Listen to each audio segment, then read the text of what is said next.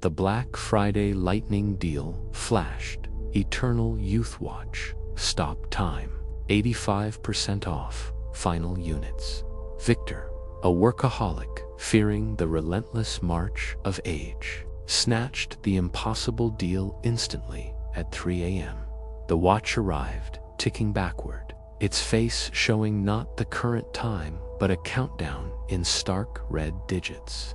He strapped the cold metal onto his wrist, the band biting into his skin with an unsettling pressure. The numbers froze instantly at 168 hours, 0 minutes and 0 seconds, a chilling display indicating exactly 1 week remaining.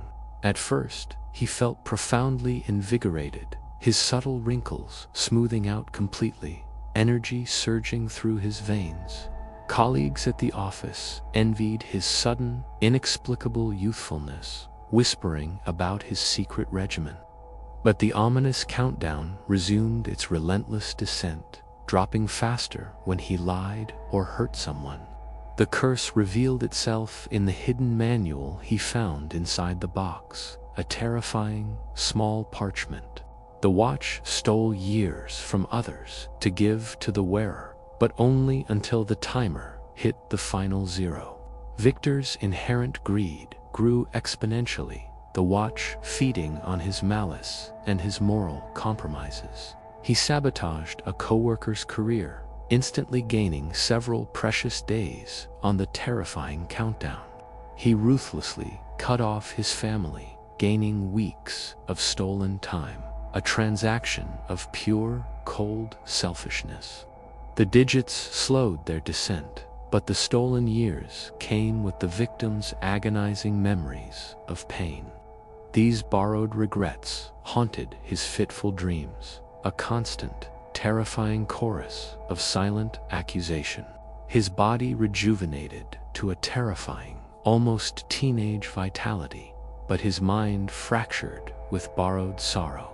The countdown accelerated sharply, friends aging rapidly around him, their lives siphoned away. Victor tried desperately removing the watch, but it had fused to his wrist, the strap turning to bone. The final hours showed 0, approaching with terrifying speed, his body beginning to crumble to dust. His face remained unnaturally young, a horrifying mask of youth over a rapidly decaying form. Police found only the watch on a small pile of ash, ticking backward again, ready for the next buyer. The Black Friday Eternal Youth Watch had granted a twisted form of immortality for a terrible price. The cost was paid in the stolen years and the agonizing lives of everyone Victor had ever known. The watch was taken as evidence, but the officers who touched it reported feeling profoundly drained. One officer swore he saw his own future self, frail and old, reflected in the watch's glass face.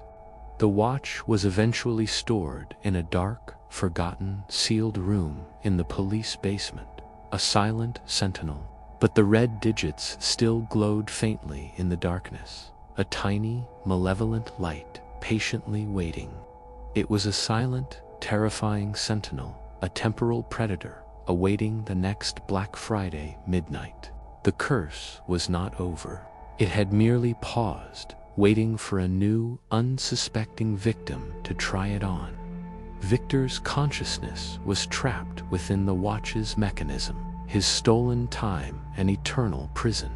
He was forced to relive his selfish choices forever, a digital ghost in a horrifying, endless loop. His borrowed regrets were the watch's power source, fueling its malevolence for the next sale. The watch's mechanism was a living curse, a temporal entity feeding on human fear of aging. It was a perfect, terrifying trap, using the lure of youth to ensnare its victims forever.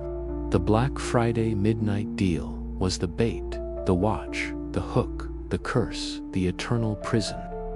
The next year, the watch was accidentally listed again, a terrifying, digital recurrence. It was listed at the same impossible 85% off, a siren call to the desperate and greedy. The countdown timer began its relentless march toward the stroke of the next fatal midnight. A new workaholic, equally obsessed with time, began refreshing the page, driven by the lure of the deal. He saw the low stock, the incredible price, and felt the familiar, irresistible pull of dark greed. The cycle was about to repeat itself, a terrifying, inescapable, temporal, dark ritual. Victor's trapped consciousness screamed a warning, lost in the noise of the approaching midnight. The watch was ready, its red digits pulsing with anticipation for the next soul to wear it. The product page was waiting for the new buyer's click, a chilling, final, digital invitation. The Black Friday Eternal Youth Watch was eternal, its horrifying game a permanent fixture of the season. The true cost of the deal was a soul, a price paid in eternal, agonizing, borrowed regret. The watch was the ultimate predator, using the illusion of a bargain to secure its endless feast. The next victim was already hooked, waiting for the clock to strike the final fatal midnight. The watch was a temporal parasite, feeding on the life force of others to sustain its own dark existence. Victor's final moments were not a choice, but the forced, agonizing climax of the watch's dark plan. The police found the watch still warm, the final recording, a masterpiece of pure, unadulterated horror. The next user would inherit the watch and the terrifying, unchangeable script of their own end.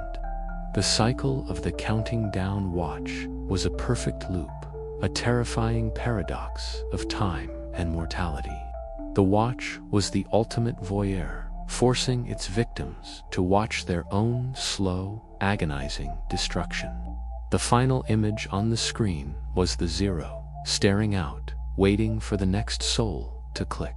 The Black Friday deal was the beginning, the watch, the end, and the ash, the eternal evidence.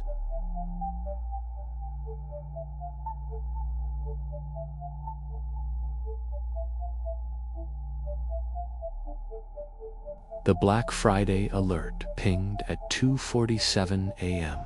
Quantum phone, see the future, 88% off.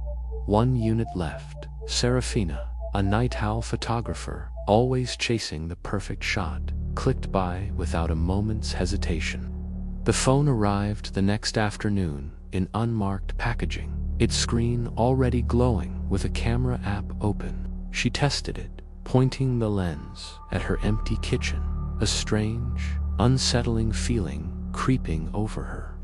The preview showed tomorrow's breakfast, eggs burning on the stove, a small domestic disaster.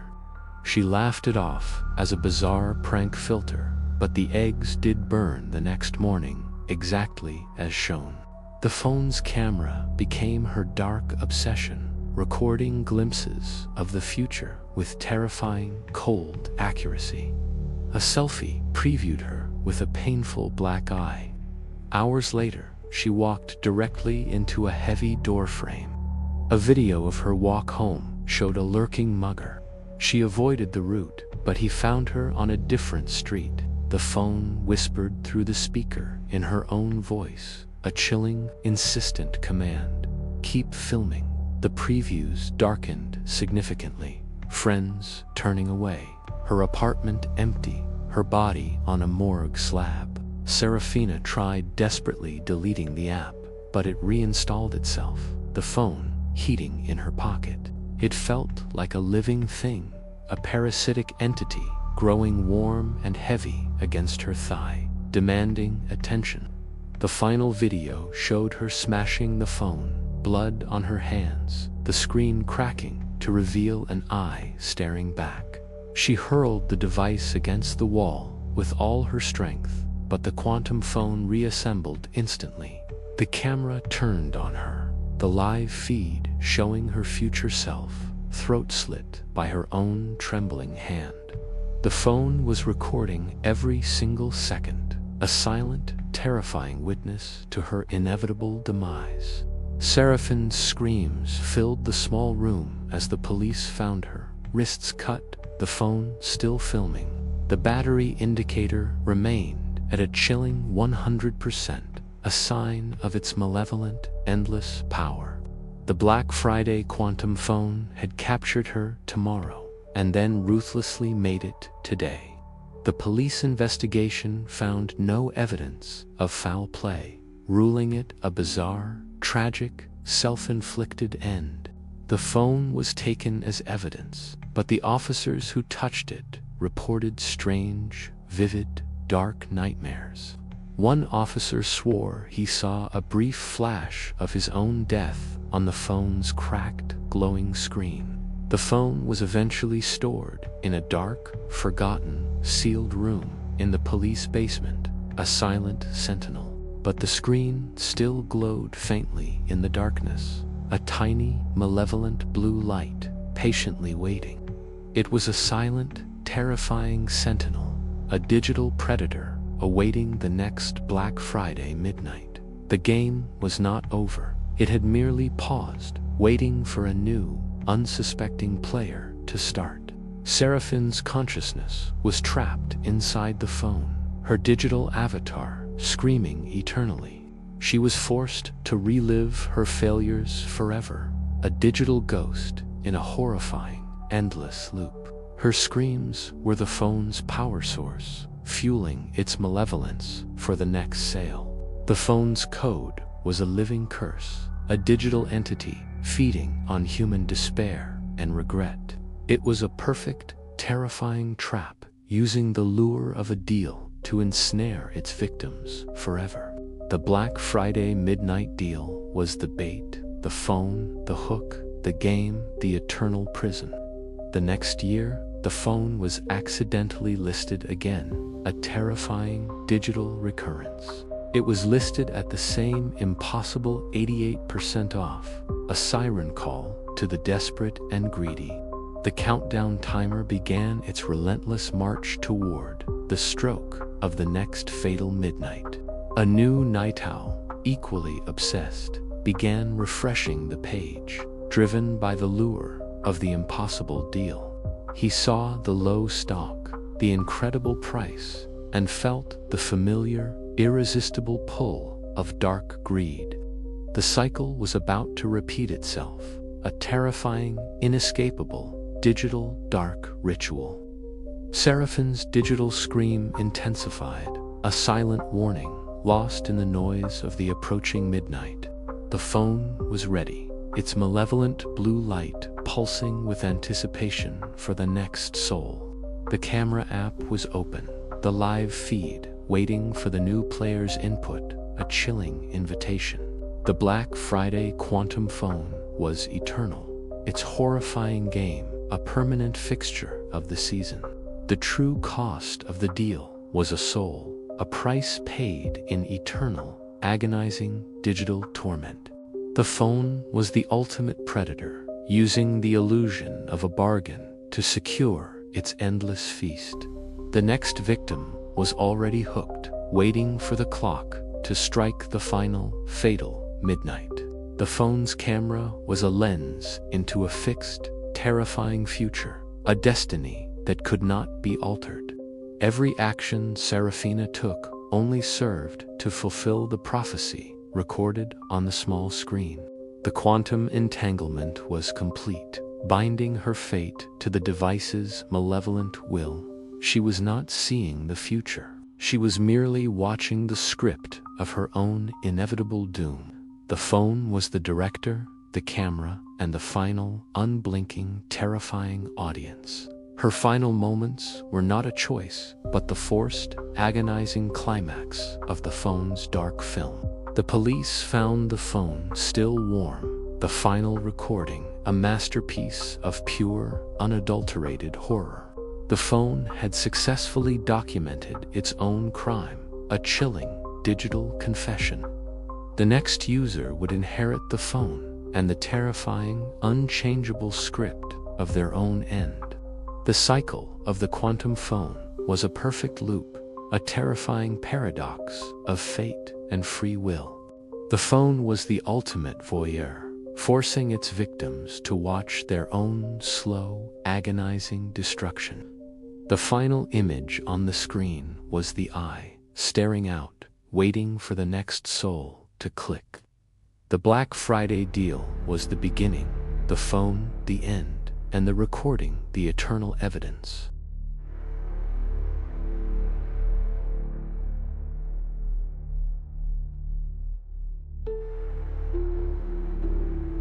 The Black Friday drop was legendary. Invisibility jacket, be unseen, 92% off, limited stock. Lara, shy graphic designer, tired of being overlooked, bought the impossible deal instantly at 3 a.m. The jacket arrived in plain, unmarked wrapping, the fabric soft and dark as a freshly cast shadow. She tried it on immediately, the mirror showing absolutely nothing where she had been standing. Lara laughed in pure delight, finally able to move through the world completely unnoticed and free. At work the next day, colleagues walked past her desk as if it were utterly empty space. Her urgent messages went unanswered, her name mysteriously missing from all the company emails. The jacket worked far too well, its power erasing her presence from the minds of everyone around. She removed the garment in a panic, but her reflection remained absent from the polished glass. Her voice echoed unheard in the empty room. The curse of the jacket had already begun its work. The jacket was not merely hiding her from others, but systematically erasing her from all existence. Photos on her phone deleted her figure, leaving only empty backgrounds and blurred spaces. Her social media accounts vanished post by post, her digital footprint dissolving into nothingness. Friends forgot her name entirely, family photos showing empty spaces where she once clearly stood. Lara screamed in profound terror, but no sound emerged, the air refusing to carry her desperate plea. She was a ghost in her own life, a silent, invisible observer of the world that had forgotten her. The jacket's fabric was now fused to her skin, clinging like a second, inescapable, dark shadow. She clawed desperately at the material, her fingernails breaking, blood soaking the dark garment. The fabric drank the blood greedily, the material pulsing faintly with a cold, malevolent energy. The last mirror she found showed only the jacket hanging in empty air, her body completely gone. Police found the garment folded neatly on her chair, the original tags still attached, waiting patiently. The Black Friday invisibility jacket had granted her wish. She was unseen, unfelt, and soon unremembered. The jacket was taken as evidence, but the officers who touched it reported feeling profoundly empty. One officer swore he saw a brief, fleeting glimpse of a terrified face in the jacket's dark reflection. The jacket was eventually stored in a dark, forgotten, sealed room in the police basement, a silent sentinel. But the fabric still felt unnaturally soft and cold, a dark promise of oblivion to the next wearer. It was a silent, terrifying sentinel, a fabric predator, awaiting the next Black Friday midnight. The curse was not over. It had merely paused, waiting for a new, unsuspecting victim to try it on. Lara's consciousness was trapped within the jacket's dark weave, her memory slowly fading away. She was forced to watch her own erasure, a terrifying, slow-motion, agonizing mental process. Her silent screams were the jacket's power source, fueling its malevolence for the next sale. The jacket's code was a living curse, a dark entity feeding on human desire to disappear completely. It was a perfect, terrifying trap, using the lure of invisibility to ensnare its victims forever.